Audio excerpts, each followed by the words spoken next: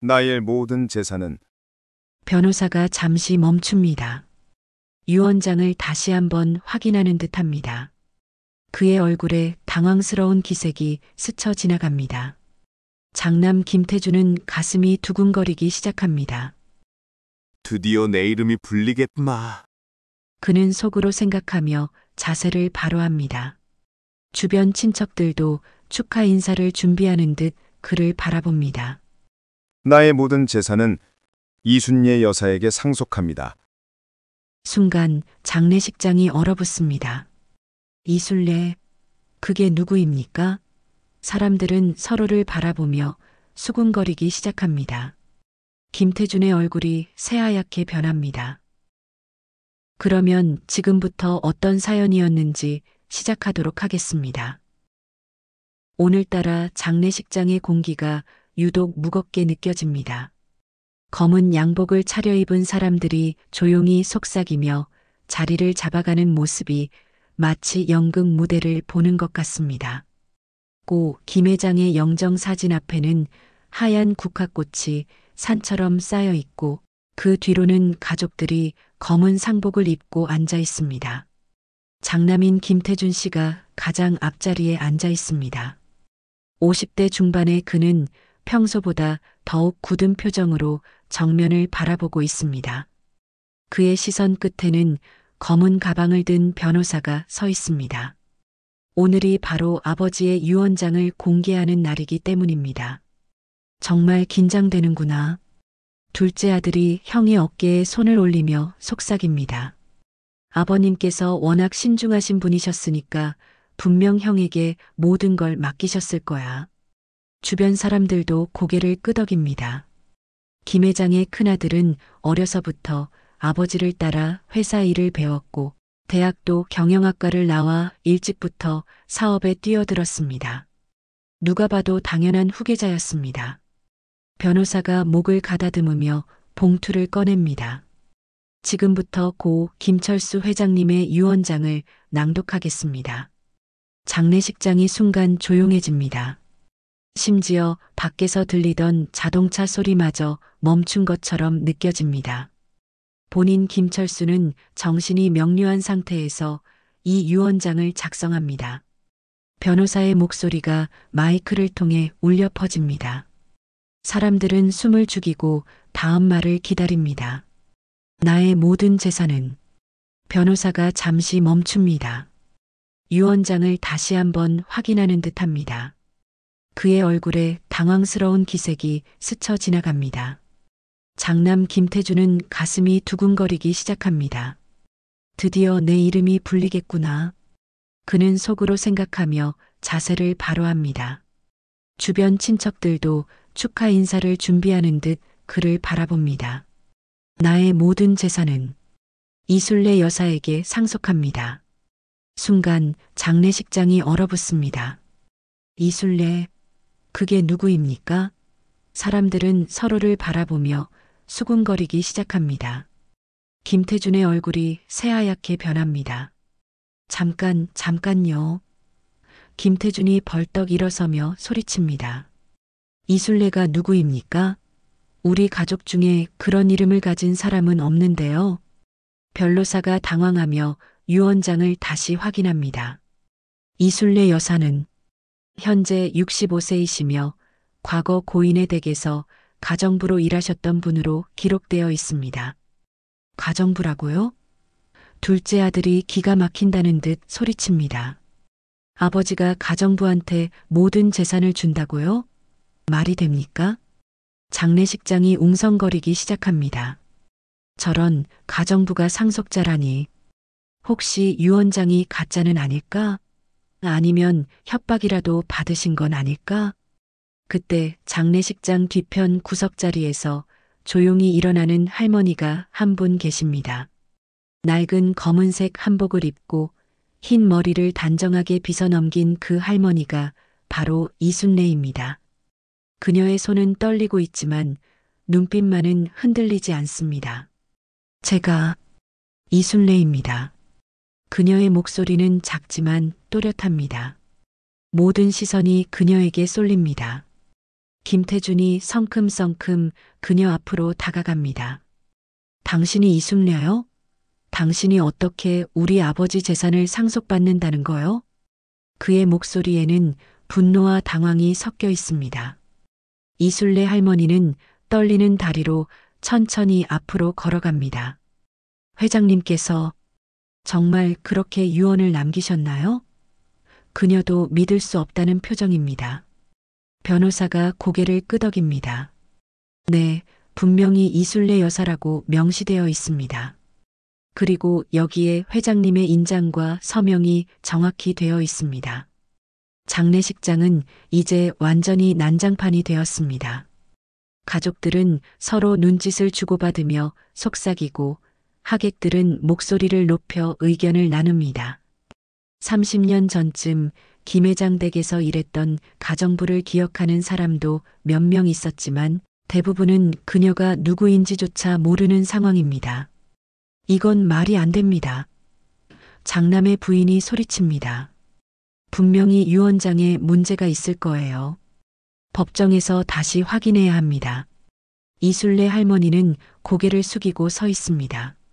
모든 사람들의 시선이 따가웠지만 그녀는 김 회장의 영정 사진을 바라봅니다. 사진 속의 김 회장은 여전히 온화한 미소를 짓고 있었습니다. 과연 무슨 일이 일어난 것일까요? 왜 김 회장은 자신의 모든 재산을 오래전에 집을 떠난 가정부에게 남긴 것일까요? 장례식장에 모인 모든 사람들의 머릿속에는 수많은 의문이 떠오르고 있었습니다. 이순례 할머니는 집으로 돌아오는 길에 30년 전 그날을 떠올렸습니다. 마치 어제 일처럼 생생하게 기억이 되살아납니다.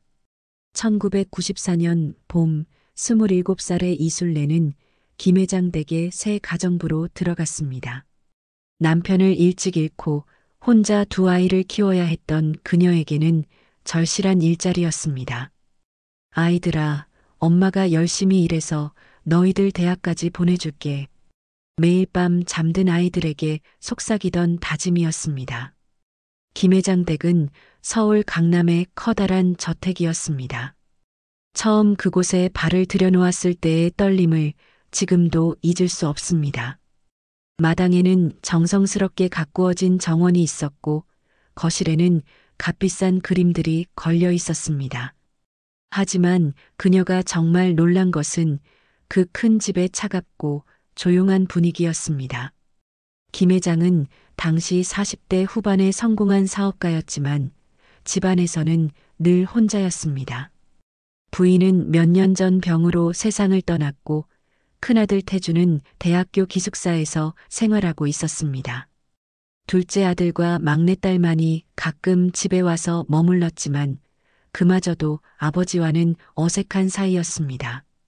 순례 씨, 아이들이 오면 따뜻한 밥 한 끼만 챙겨주세요. 김 회장이 처음 그녀에게 부탁한 말이었습니다. 그 말 속에 담긴 외로움을 순례는 단번에 알아챘습니다. 순례는 정성을 다해 집안일을 했습니다. 새벽 5시에 일어나 정원에 물을 주고 집 구석구석을 깨끗이 청소했습니다. 김 회장이 좋아하는 된장찌개를 끓이고 아이들이 올 때면 어머니가 해주던 방식 그대로 따뜻한 밥상을 차렸습니다. 특히 막내딸 지은이와는 각별한 사이가 되었습니다. 당시 중학생이던 지은이는 어머니를 잃은 상처로 마음을 닫고 있었습니다. 지은아, 엄마가 김치찌개 끓여줄까? 순례가 다정하게 말을 걸 때마다 지은이의 얼굴에는 조금씩 웃음이 돌아왔습니다. 김 회장도 순례의 정성을 알아주었습니다. 순례 씨 덕분에 이 집에 생기가 돕니다. 그가 가끔씩 건네던 고마움의 말이었습니다. 늦은 저녁 회사에서 돌아와 순례가 끓여놓은 미역국을 마시며 하루의 피로를 달래는 모습을 보면 순례는 마치 자신의 가족을 돌보는 것 같은 기분이 들었습니다. 하지만 행복한 시간은 오래가지 못했습니다. 1997년 가을 갑작스러운 사건이 일어났습니다. 김 회장의 회사에서 큰 돈이 사라진 것입니다. 회계 담당자가 횡령을 했다는 의혹이 제기되었고 조사 과정에서 뜻밖의 증거가 발견되었습니다. 순례 씨 통장에 이상한 돈이 들어와 있다고 합니다. 김 회장의 비서가 심각한 표정으로 말했습니다. 순례는 그 말을 듣고 하늘이 무너지는 것 같았습니다. 저는 그런 돈을 받은 적이 없습니다. 하지만 통장 기록은 분명했습니다. 큰아들 태준이 대학에서 급히 달려왔습니다.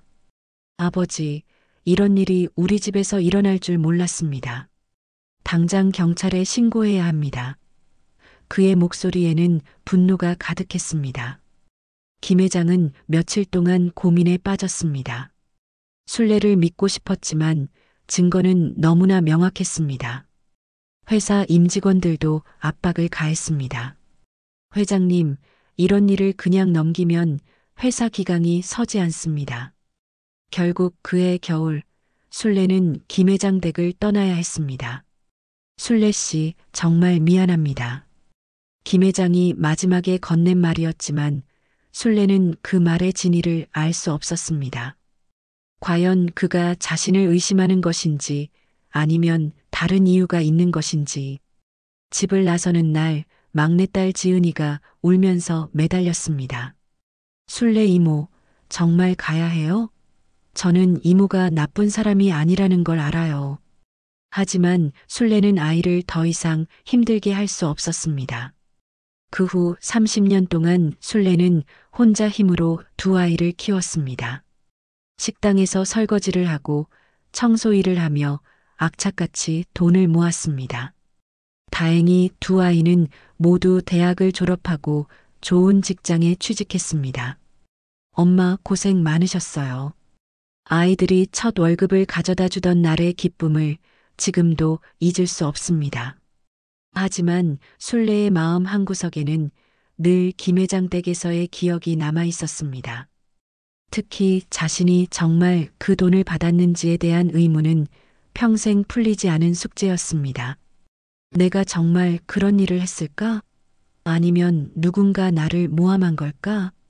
몇 년 전 신문에서 김 회장의 사업 성공 소식을 보았을 때 순례는 복잡한 마음이었습니다. 기쁘기도 하고 서운하기도 했습니다. 그리고 가끔 지은이는 어떻게 지내고 있을까 궁금했습니다. 그런데 오늘 이 모든 의문이 뜻밖의 방식으로 다시 떠올랐습니다. 김 회장은 왜 자신에게 모든 재산을 남긴 것일까요? 30년 전 그 사건의 진실은 과연 무엇이었을까요? 순례의 마음은 다시 한번 요동치기 시작했습니다. 장례식이 끝난 다음 날 이순례 할머니는 평소와 다름없이 새벽 5시에 일어났습니다. 하지만 오늘은 시장에 나가기가 두려웠습니다. 어제 장례식장에서 일어난 일이 벌써 동네 전체에 소문이 나 있을 것이기 때문입니다. 순례야, 정말 김 회장 전 재산을 물려받는다는 게 사실이야? 아래층에 사는 박 할머니가 계단에서 기다리고 있다가 물어봅니다. 하지만 그 눈빛에는 축하보다는 의심이 가득했습니다. 아직 정확한 건 아무것도 모릅니다. 순례가 조심스럽게 대답하자 박 할머니가 코웃음을 칩니다. 아니, 가정부가 어떻게 그런 큰 재산을 받아? 뭔가 수상하지 않아? 순례는 가슴이 답답해졌지만 아무 말도 하지 않고 그냥 지나갔습니다. 시장 골목에 들어서자 더욱 따가운 시선들이 쏟아졌습니다. 어머, 저 사람이 그 유명한 이순례 할머니래. 진짜? 어떻게 가정부가 수백억을 받는다는 거야?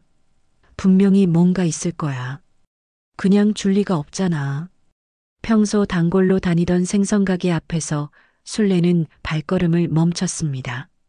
사장님, 고등어 한 마리만 주세요.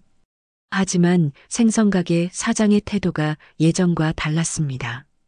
아, 이제 부자가 되셨으니까 우리 같은 작은 가게는 안 오실 줄 알았는데요. 비꼬는 투의 말투였습니다.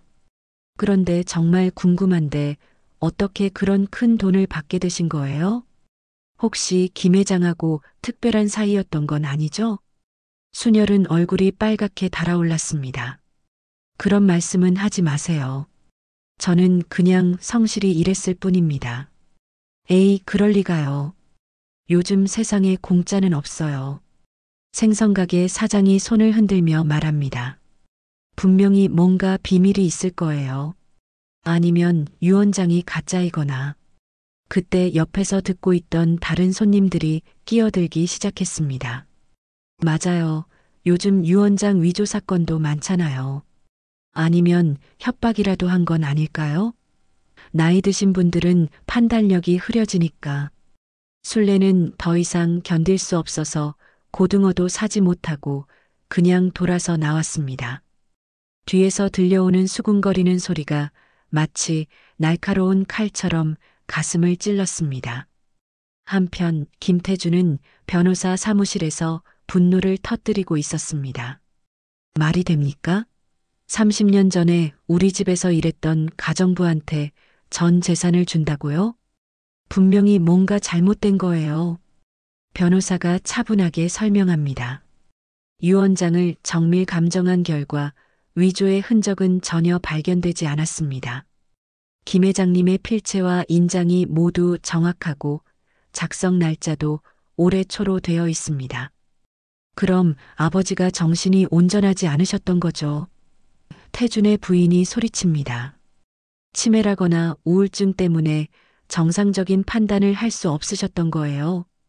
그것도 확인해 봤지만 김 회장님은 돌아가시기 직전까지 회사 업무를 정상적으로 처리하고 계셨습니다. 의학적으로도 전혀 문제가 없으셨고요. 태준이 주먹을 꽉 쥐고 책상을 내려칩니다. 그럼 저 여자가 뭔가 협박을 했다는 뜻이에요. 아니면 사기를 쳤거나요. 그때 태준의 휴대폰이 울렸습니다.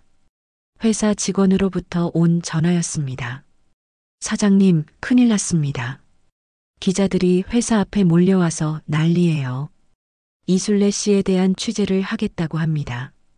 태준의 얼굴이 더욱 일그러졌습니다.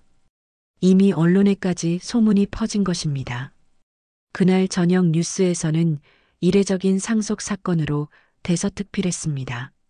대기업 회장이 가정부에게 전 재산 상속, 과연 숨겨진 사연은?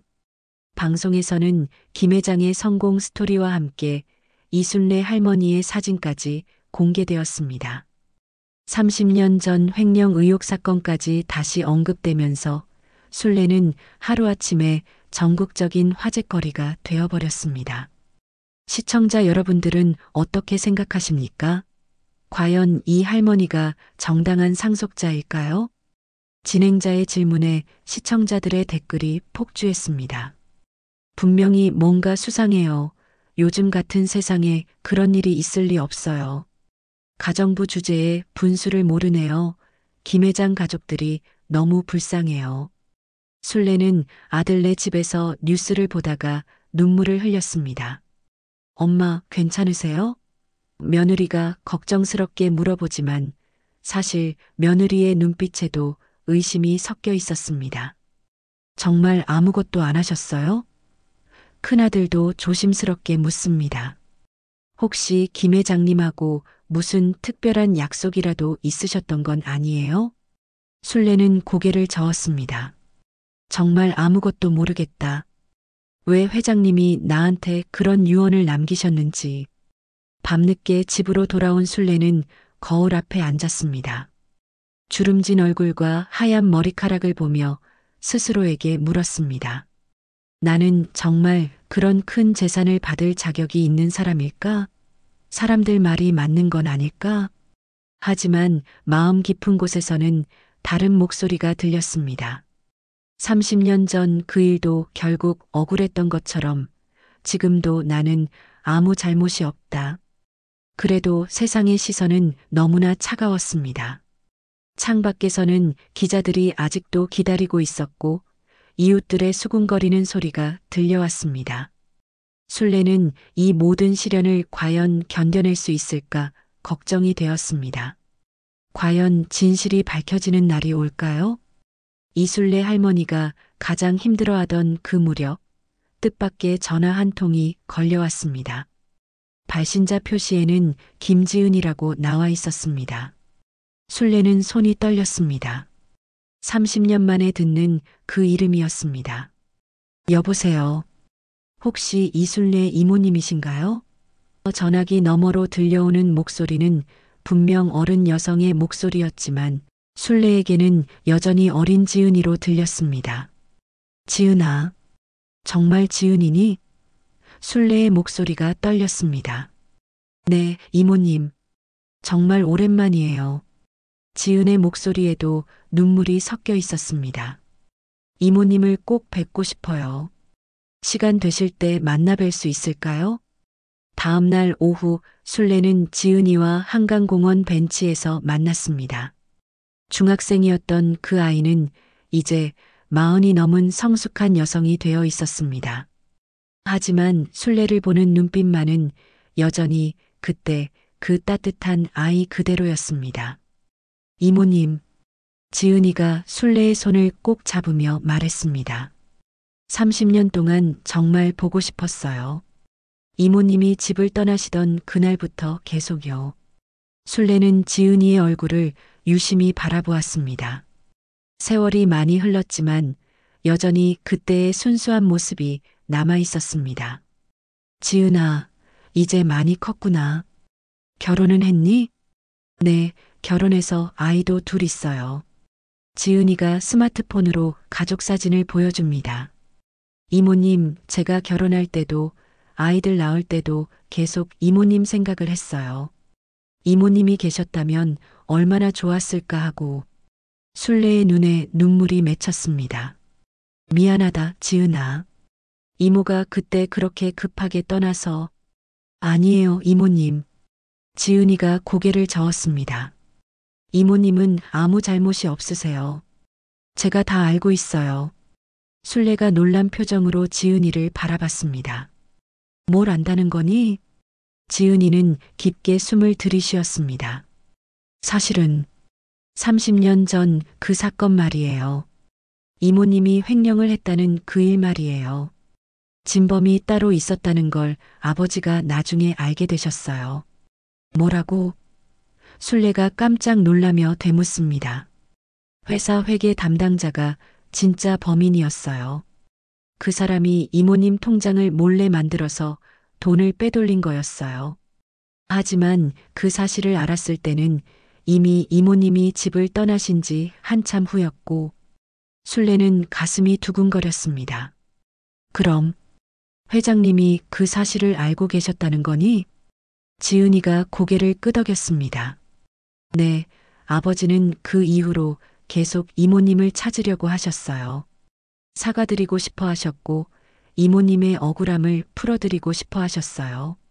하지만 이모님이 어디로 가셨는지 찾을 수가 없었어요. 그래서 나한테 유언장을. 순례가 중얼거렸습니다. 아버지는 평생 이모님에게 죄송해 하셨어요. 지은이의 눈에서 눈물이 흘렀습니다. 이모님이 우리 가족을 위해 얼마나 헌신하셨는데 억울한 누명을 쓰고 쫓겨나듯 떠나셔야 했던 걸 생각하면 잠도 못 주무셨어요. 순례도 참았던 눈물을 터뜨렸습니다. 지은아, 이모가 30년 동안 얼마나 억울했는지 아니? 알아요, 이모님. 정말 죄송해요. 지은이가 순례를 꼭 껴안았습니다. 이모님은 우리에게 정말 소중한 분이셨어요. 엄마가 돌아가신 후에 이모님이 제게 진짜 엄마처럼 해주셨잖아요. 두 사람은 한참을 껴안고 울었습니다. 30년 동안 쌓인 그리움과 억울함이 모두 눈물로 흘러나왔습니다. 이모님 기억하세요? 제가 감기 걸렸을 때 밤새 간병해 주셨던 거 말이에요. 지은이가 옛날 얘기를 꺼냈습니다. 그때 이모님이 등을 쓸어주시면서 자장가 불러주셨는데 그게 얼마나 따뜻했는지 몰라요. 기억하고 말고. 순례가 미소를 지었습니다. 그때 지은이가 열이 40도까지 올라서 이모가 얼마나 걱정했는데. 그리고 제가 학교에서 왕따 당할 때도 이모님이 용기 주셨죠. 지은아, 넌 정말 착한 아이야. 이모가 항상 지은이 편이란다 하시면서 술래는 그때의 어린 지은이가 생각났습니다. 어머니를 잃은 상처로 마음을 닫고 있던 그 아이를 위해 얼마나 정성을 쏟았는지. 이모님, 저는 지금도 이모님을 제일 좋아해요. 지은이가 진심 어린 목소리로 말했습니다. 제 친엄마보다도 더 많이 사랑해 주셨거든요. 이모님은 저에게 진짜 엄마예요. 술래의 마음이 따뜻해졌습니다. 세상 모든 사람이 자신을 의심하고 손가락질해도 지은이만은 자신을 믿어주고 있었습니다. 그런데 이모님, 지은이가 조심스럽게 말을 꺼냈습니다. 오빠들이 좀 화가 많이 나 있어요. 아직은 진실을 받아들이기 힘들어해요. 그렇겠지. 술래가 고개를 끄덕였습니다. 갑자기 이런 일이 생기니까. 하지만 걱정하지 마세요. 제가 오빠들한테 다 설명해 드릴게요. 아버지가 왜 이런 결정을 하셨는지, 이모님이 얼마나 소중한 분인지 꼭 이해시킬게요. 지은이는 술래의 손을 다시 꼭 잡았습니다. 이모님, 이제 외롭지 않으셔도 돼요. 저희가 있잖아요. 이모님은 우리 가족이에요. 그 순간 술래는 30년 만에 처음으로 진정한 위로를 받았습니다. 세상의 차가운 시선이 무섭지 않았습니다. 지은이라는 든든한 지지자가 있었으니까요. 고마워, 지은아. 정말 고마워. 술래가 지은이의 머리를 쓰다듬었습니다. 마치 30년 전 그 어린 지은이를 달래주던 때처럼 말이에요. 지은이와의 만남 이후 며칠이 지났을 때 술래 할머니에게 법원 출석 통지서가 도착했습니다. 김태준과 그의 형제들이 유언장 무효 소송을 제기한 것입니다. 술래는 떨리는 손으로 통지서를 읽으며 한숨을 깊게 쉬었습니다. 첫 번째 법정 출석일, 술래는 낡은 정장을 입고 법원에 나타났습니다. 법정 안에는 김태준과 그의 가족들, 그리고 기자들과 방청객들이 빼곡히 들어차 있었습니다. 술래가 들어서자 모든 시선이 그녀에게 쏠렸습니다. 이술래 피고는 고 김철수와 어떤 관계였습니까? 김태준 측 변호사가 날카롭게 물었습니다. 30년 전에 회장님 댁에서 가정부로 일했습니다. 술래가 떨리는 목소리로 답했습니다. 그런데 왜 갑자기 해고되었습니까? 변호사가 추궁했습니다. 횡령 의혹 때문이었습니다. 술래가 솔직하게 답하자 법정이 웅성거렸습니다. 보십시오, 재판장님. 김태준 측 변호사가 목소리를 높였습니다. 이 여인은 과거에 횡령 전과가 있는 사람입니다. 이런 사람이 어떻게 정당한 상속을 받을 수 있습니까? 하지만 술래 측 변호사가 일어섰습니다.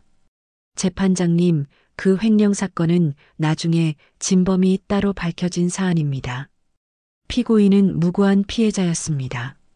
그때 지은이가 증인으로 나섰습니다.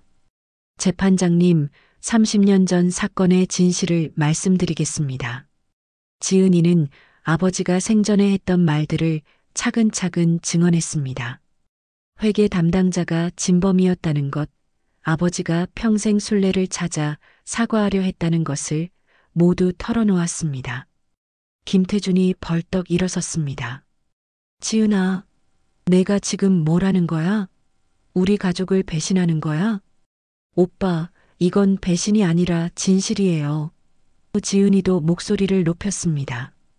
아버지의 마음을 오빠가 이해해야 해요. 재판장이 질서를 잡았지만 1차 재판은 결론을 내리지 못하고 연기되었습니다. 법정을 나서는 술래에게 기자들이 몰려들었습니다. 할머니, 정말 김 회장과 특별한 관계는 없었습니까? 돈을 받기 위해 뭔가 협박을 하지는 않았습니까? 술래는 아무 말도 하지 못하고 그냥 고개만 숙이고 있었습니다. 지은이가 술래를 감싸며 기자들을 밀어냈습니다. 며칠 후 뜻밖의 소식이 전해졌습니다. 김 회장의 비밀 일기장이 발견된 것입니다. 지은이가 아버지 서재를 정리하던 중 책장 뒤에 숨겨진 일기장을 찾아낸 것입니다. 이게 무슨 소리야? 김태준이 일기장을 읽고 소리쳤습니다. 일기장에는 김 회장이 순례에 대해 느꼈던 죄책감과 감사의 마음이 빼곡히 적혀 있었습니다. 순례 씨는 정말 천사 같은 분이었다.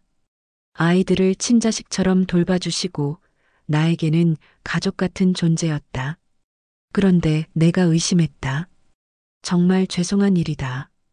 오늘 진범이 잡혔다. 순례 씨는 정말 무고했다. 어떻게 사과를 드려야 할까? 하지만 이미 어디로 가셨는지 찾을 수가 없다. 순례 씨가 보고 싶다.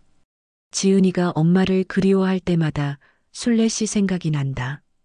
순례 씨야말로 진짜 어머니였는데 일기장이 공개되자 여론이 바뀌기 시작했습니다.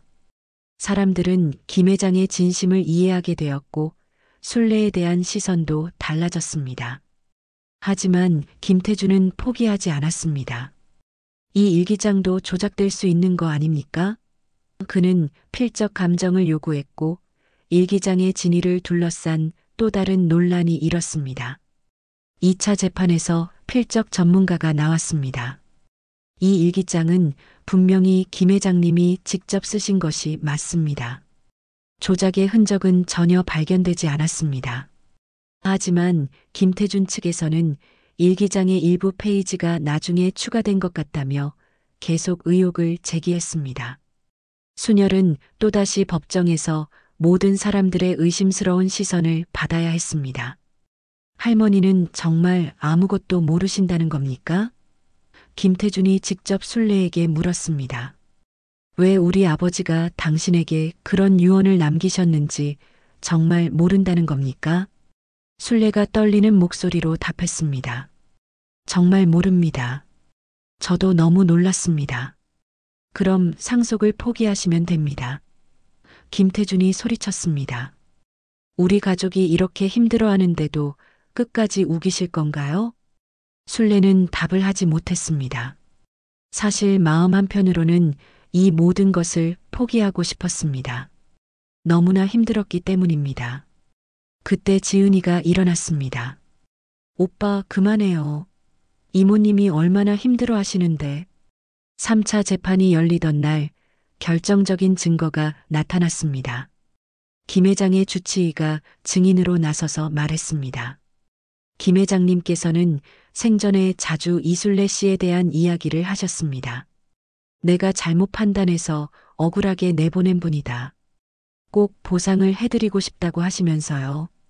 또한 김 회장이 생전에 사설 탐정을 고용해서 순례를 찾으려 했던 기록도 발견되었습니다. 20년 넘게 순례의 행방을 찾아다녔지만 찾지 못했고 결국 유언장으로 남아 자신의 마음을 전하려 했던 것입니다.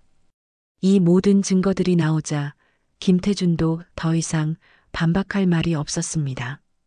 법원은 마침내 유언장이 유효하며 이순례 씨가 정당한 상속인이다라는 최종 판결을 내렸습니다. 법정을 나서는 순례의 걸음은 한결 가벼워졌습니다. 30년 만에 자신의 억울함이 완전히 풀린 것입니다. 지은이가 그녀의 팔을 잡으며 말했습니다. 이모님, 이제 정말 끝났어요. 당당하게 사세요. 순례는 고개를 끄덕이며 하늘을 올려다보았습니다. 저 하늘 어딘가에서 김 회장이 미소 지으며 지켜보고 있는 것 같았습니다. 법원의 최종 판결이 내려진 다음 날 순례 할머니는 평소보다 일찍 일어나 거울 앞에 섰습니다. 주름진 얼굴이지만 어제와는 다른 평온함이 깃들어 있었습니다. 30년 동안 마음 깊숙이 박혀있던 가시가 드디어 빠진 것 같은 기분이었습니다. 할머니, 신문 보셨어요? 아들이 신문을 들고 와서 보여줍니다. 일면에 큼지막하게 가정부 할머니 30년 만에 억울함 풀어라는 제목이 실려 있었습니다. 기사는 김 회장의 일기장과 각종 증거들을 바탕으로 순례의 무죄와 정당한 상속을 자세히 다루고 있었습니다. 엄마, 이제 정말 당당하게 사세요. 며느리도 어제와는 완전히 달라진 표정으로 말했습니다. 저희가 엄마를 의심했던 것 정말 죄송해요. 순례는 가족들의 변화된 태도에 마음이 따뜻해졌습니다. 하지만 무엇보다 기뻤던 것은 자신이 정말 결백했다는 것이 공식적으로 인정받았다는 사실이었습니다. 오후에 순례가 시장에 나갔을 때 분위기는 완전히 바뀌어 있었습니다. 평소 냉랭했던 생선가게 사장이 멀리서 손을 흔들며 반갑게 인사합니다.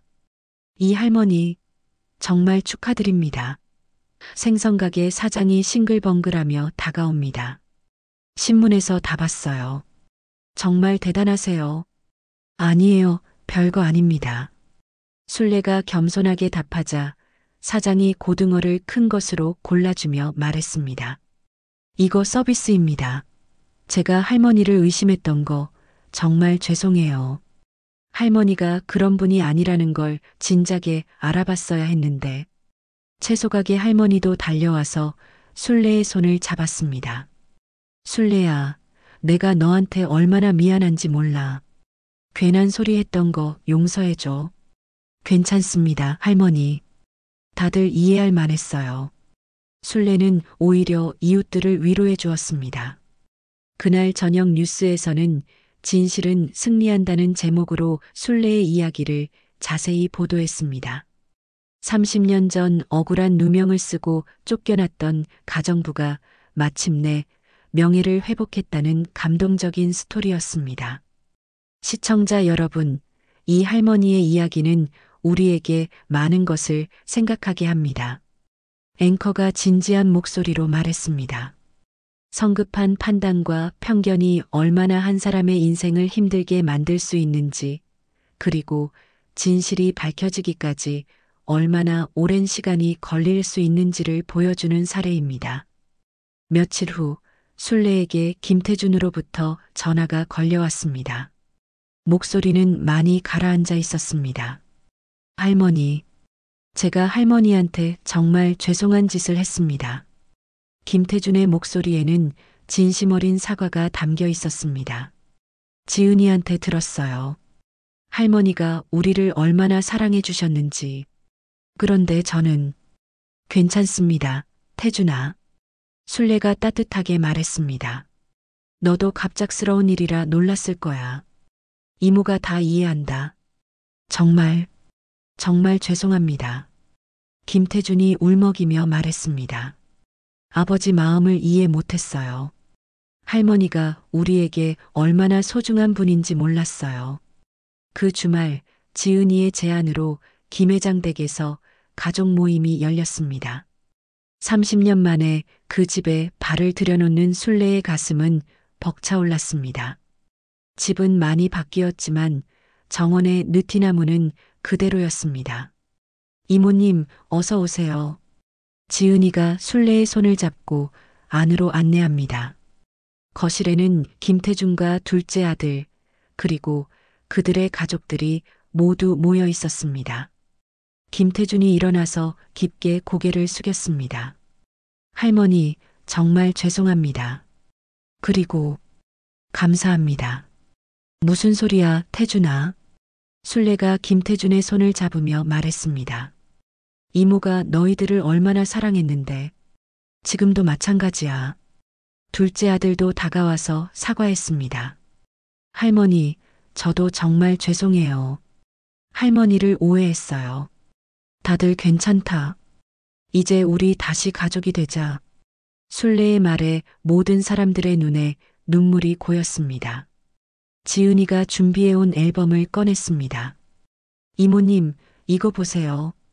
제가 어릴 때 이모님하고 찍은 사진들이에요. 앨범을 넘기며 보는 사진들마다 추억이 새록새록 떠올랐습니다.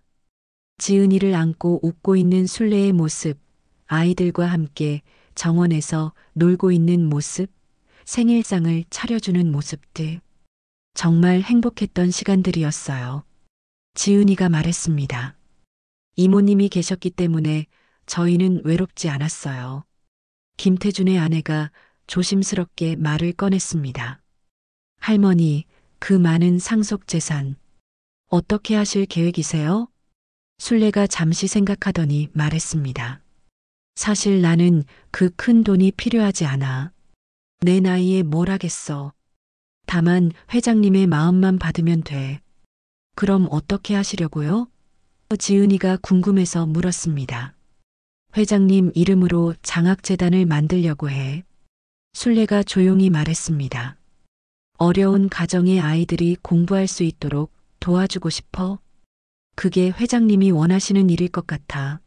모든 사람들이 순례의 말에 감동받았습니다. 그 많은 재산을 혼자 가지려 하지 않고 사회에 환원하겠다는 마음이 얼마나 아름다운지. 그리고 순례가 계속 말했습니다. 이 집도 너희들이 계속 살면 좋겠어. 나는 내 작은 집이 더 편해. 김태준이 고개를 저었습니다. 아니에요, 할머니. 이 집은 할머니 것이에요. 저희는 아니야, 태준아. 순례가 단호하게 말했습니다. 이 집에는 너희들의 추억이 더 많아. 그리고 이제 우리는 가족이니까 상관없어. 그날 밤 늦게까지 가족들은 옛날 이야기를 나누며 시간을 보냈습니다. 30년의 세월이 흘렀지만 사랑은 변하지 않았습니다. 순례는 다시 한번 가족의 품으로 돌아온 것 같은 행복감을 느꼈습니다. 집을 나서며 순례는 김 회장의 영정사진에 깊게 절을 했습니다. 회장님, 고맙습니다. 정말 고맙습니다. 사진 속의 김 회장은 여전히 따뜻한 미소로 그녀를 바라보고 있었습니다. 김 회장의 일주기가 다가오던 어느 가을날, 순례 할머니는 새로 설립된 김철수 장학재단 사무실에서 첫 장학생 선발 회의에 참석하고 있었습니다. 깔끔한 정장을 차려입은 그녀의 모습에서는 1년 전에 불안하고 위축되었던 모습을 찾아볼 수 없었습니다. 할머니, 올해 장학생 지원자가 500명이 넘었어요. 재단 직원이 기쁜 표정으로 보고합니다. 모두 어려운 형편이지만 공부에 대한 의지가 강한 아이들이에요. 순례는 지원서들을 하나하나 꼼꼼히 살펴보았습니다. 그 중에는 자신처럼 어린 나이에 부모를 잃고 혼자 힘으로 공부하는 아이들, 가난 때문에 꿈을 포기할 뻔한 아이들의 사연이 빼곡히 적혀 있었습니다.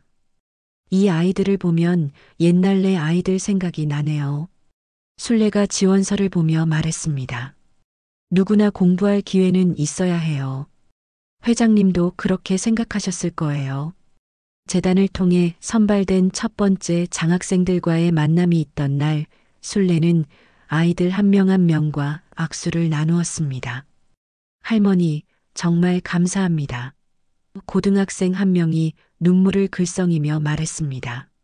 저는 어머니가 청소 일을 하셔서 학비가 걱정이었는데 할머니 덕분에 꿈을 포기하지 않아도 될 것 같아요.